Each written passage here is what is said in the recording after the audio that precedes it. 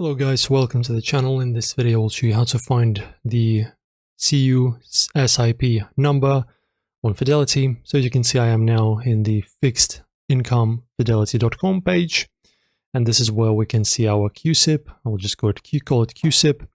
So you can choose bonds or funds. It's going to be bonds in our case. So guys, just if you want to get a QSIP number, click on bonds. And as you can see now, you can choose the different criteria, for example, CDs, agencies, municipal, whatever.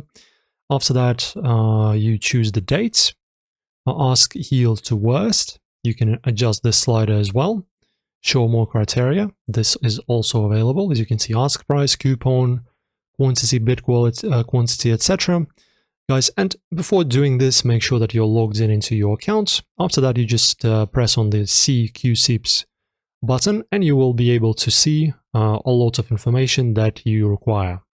And this is how it's done, very easy, and just to click a few buttons. Guys, enjoy the video. Hopefully this helps you. Subscribe. See you next time.